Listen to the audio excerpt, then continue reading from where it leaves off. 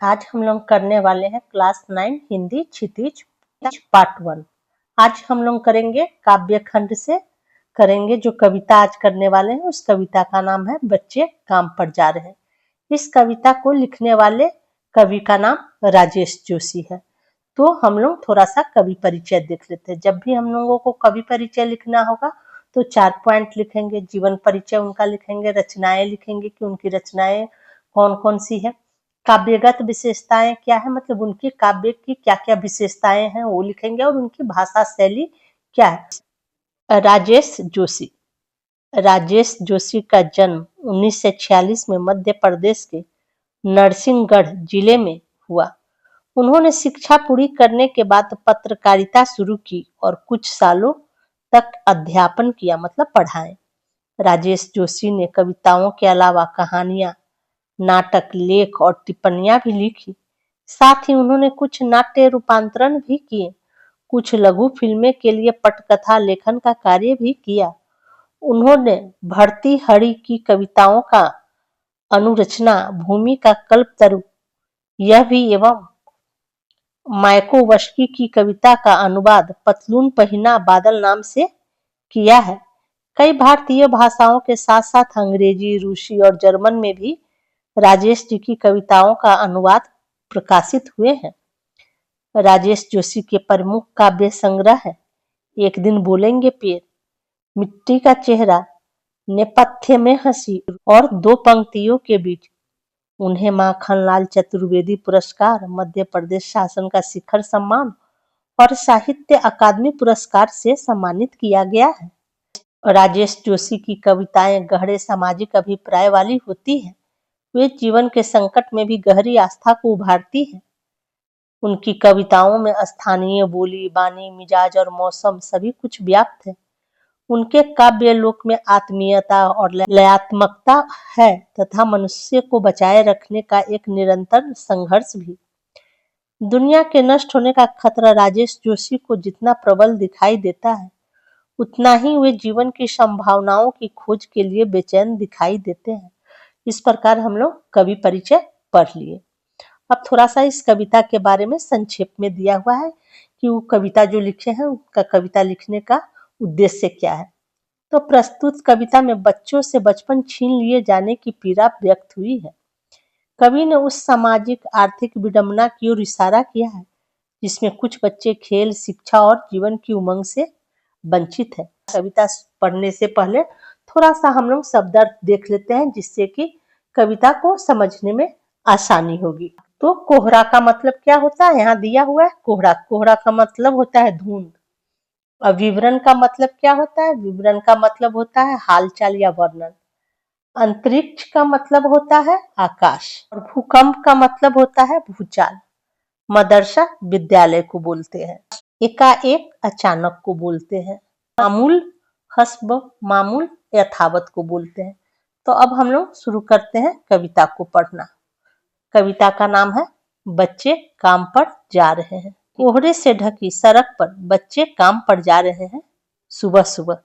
इसमें कवि क्या कहते हैं, सुबह का समय है, सड़कों पर गहरा कोहरा छाया हुआ, मतलब ठंड का समय है और सुबह का भी समय है। ठंड के समय में क्या होता है ना, कोहरा लगा होता है, तो सड़कों पर गहरा कोहरा छाया हुआ है।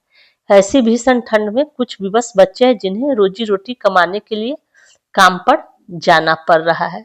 बच्चे काम पर जा रहे हैं। हमारे समय की सबसे भयानक पंक्ति है यह। कवि इसमें क्या कह रहे हैं कि बच्चे जो काम पर जा रहे हैं उनके मतलब अभी भी ऐसा ही है। तब इस समय की, इस युग की भयानक स्थिति है कि बच्चे को आराम करने को नहीं मिल रहा है, पढ़ने लिखने को नहीं मिल रहा है। बच्चे जो है सो काम पर जा रहे हैं। भयानक है इसे विवरण की तरह लिखा जाना चाहिए, इसे सवाल की तरह।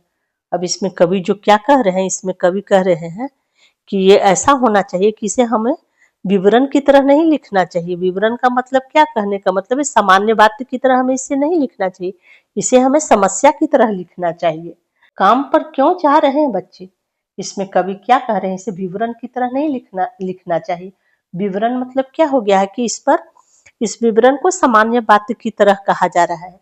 ये सामान्य बात नहीं है कि बच्चे काम पर जा रहे हैं, इसे हमें सवाल की तरह पूछना चाहिए कि बच्चे काम पर क्यों जा रहे हैं? मतलब कहने का क्या मतलब है? इसे सामान्य बात कहकर टाल देना ये सही बात नहीं है। इस समस्या को एक गहरे प्रश्न की तरह हमें प्रस्तुत करना चाहिए और यह जानने का प्रबल करना चाहिए कि आखिर बच्चे पढ़ाई लिखाई खेल कूद की दुनिया से दूर हटकर मतलब रहकर पेट पालने की चिंता में क्यों लगे हैं। इसी पेट के पालने की चिंता में वो बच्चे जो है सो पढ़ाई लिखाई ये सब छोड़ के क्या काम पर जा रहे हैं। अब ये दूसरा पैराग्राफ देखते हैं क्या है इसमें। तो क्या अंतरिक्ष में गिर गई है सारी गेंद? कवि जो है सो बच्चे को काम पर जाता देख के पूछ रहे हैं, ये बच्चे जो काम पर जा रहे हैं क्या इनके खेलने के लिए अब गेंद नहीं है? क्या सारी गेंदें जो है सो आकाश में गिर गई है? क्या दीमकों ने खा लिया है सारी रंग बिरंगी किताबों को? और फिर क्या पूछ रहे हैं, क्या इनके लिए रंगीन किताबें नष्ट हो गई है? क्या इनकी किताबों को दीमक ने खा लिया है? क्या काले पहाड़ के नीचे दब गए हैं सारे खिलौने? इसमें कवि जो है सो क्या पूछना चाह रहे हैं कि इनके लिए खिलौने क्या समाप्त हो गए हैं, वे काले पहाड़ के नीचे दबकर नष्ट हो गए हैं? काले पहाड़ मतलब काले पहाड़ को यहाँ पर कवि का बोलने का क्या मतलब है कि मतलब जिम्मेदारी और गरीबी को काला पहाड़ वो बताते हैं। क्या उसके जिम्मेदारी और गरीबी के नीचे इनका मतलब जो है सो खिलौने दब के रह गए हैं, उनका कहने का मतलब है। क्या किसी भूकंप में ढह गई है सारे मदरसों की इमारतें? और कवि क्या बोल रहे हैं, क्या विद्यालय जो है मदरसा जो है किसी भूचाल या भूकंप की चपेट में आकर नष्ट हो गए हैं? क्या सारे मैदान सारे बगीचे और घरों के आंगन खत्म हो गए हैं एकाएक? इसमें कवि क्या पूछ रहे हैं और बोल रहे हैं, इनके खेलने के लिए खुले मैदान होने चाहिए, बाग बगीचे होने चाहिए और घरों के खुले आंगन भी होने चाहिए। कहने का क्या मतलब, ये सब क्या नष्ट हो गए हैं इनको कि इन्हें खेलने के लिए सब चीज नहीं मिल रहा है, मैदान नहीं मिल रहा है, बगीचा नहीं मिल रहा है, इन्हें काम करने के लिए जाना पड़ रहा है, अपने पेट को पालने के लिए इन्हें काम पर जाना पड़ रहा है। तो फिर बचा ही क्या है इस दुनिया में? कवि क्या कहते हैं, अगर इस दुनिया में बच्चों के खेलने के लिए गेंद रंगीन पुस्तकें खिलौने विद्यालय मैदान बगीचे और आंगन नहीं हो तो फिर इस दुनिया का क्या लाभ? कितना भयानक होता अगर ऐसा होता। कवि जो है सो बोल रहे हैं कि कितना भयानक है अगर ऐसा हो रहा है कि बच्चों को खेलने के लिए गेंद खिलौने पढ़ने के लिए स्कूल खेलने के लिए मैदान ये सब नहीं है। तो ये सोचते हैं तो लगता है कि कितना भयानक होता। लेकिन और क्या बोल रहे हैं हम, भयानक है लेकिन उससे भी ज्यादा यह कि सारी चीजें हस्ब मामूल है। मतलब बोल रहे हैं कि ये नहीं होना तो ये तो सही में भयानक है, लेकिन इससे भी भयानक यह बात है, कवि को ऐसा लग रहा है कि लोगों को पता है कि बच्चे जो काम पर जा रहे हैं उनके लिए ये सब सुविधा नहीं है, फिर भी लोग यथावत बने हुए हैं, इस पर ज्यादा सोच नहीं रहे हैं। उनके लिए लगता है, कवि के लिए लगता है कि मतलब कैसा समय आ गया है कि लोग ये जान के भी इस चीज को कुप्रथा को अपना रहे हैं, मतलब इस ओर ध्यान नहीं दे रहे हैं। ये उन्हें और भयानक बात लग रहा है। इस बात से वो चिंतित है कि गेंद खिलौने किताब वगैरह न होना ये अलग बात है, लेकिन उन्हें ये बात और भी भयानक लग रहा है कि इस बाल मजदूरी जैसे कुप्रथा को लोग अपना रहे हैं, इस ओर ध्यान नहीं दे रहे हैं, इसके लिए लोग चिंतित नहीं है। तो कवि को जो है सो ये चीजें और भी भयानक लगती है। पर दुनिया की हजारों सड़कों से गुजरते हुए बच्चे, बहुत छोटे छोटे बच्चे काम पर जा रहे हैं। बोले कि ऐसा नहीं कि ये भारत की ही बात है, मतलब दुनिया में हर जगह देखने को ये चीज मिल रहा है कि छोटे छोटे बच्चे जो है सो काम पर जा रहे हैं। वो मजदूर जीवन भर गरीब मजदूर बनकर रह जाएंगे। तो दुनिया की हजारों सड़कों पर नन्हे नन्हे बच्चे काम करने के लिए जा रहे हैं, बाल मजदूरी धड़ल्ले से हो रही है। यह बहुत चिंता की बात है। इस प्रकार ये कविता यहीं पर समाप्त होता है। और इस कविता का सार जो है सो एक बार मैं आपको समझा देती हूँ, जिससे कि कविता को समझने में और आसानी होगी।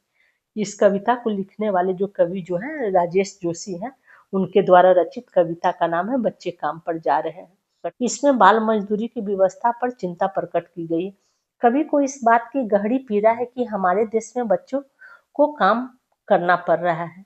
उन्हें इस बात का और भी गहरा दुख है कि लोगों ने बाल मजदूरी की कुप्रथा को अपना लिया है, अतः उन्हें कोई दर्द नहीं होता, कोई दुख नहीं होता। कवि प्रश्न करते हैं कि बच्चों के लिए गेंद रंगीन पुस्तकें खिलौने विद्यालय खुले मैदान बगीचे और घरों के आंगन उपलब्ध क्यों नहीं है? वे खेलते कूदते क्यों नहीं है? कवि को लगता है कि अगर बच्चों के जीवन में निश्चित खेल कूद ही नहीं है तो फिर यह जीवन जीने योग्य नहीं है, ये जीवन बेकार है। कवि इस बात से बहुत चिंतित है कि छोटे छोटे बच्चे को काम पर जाना पड़ रहा है। इस प्रकार ये कविता यहीं पर समाप्त होता है। नेक्स्ट वीडियो में हम लोग इस कविता का प्रश्न और अभ्यास करेंगे।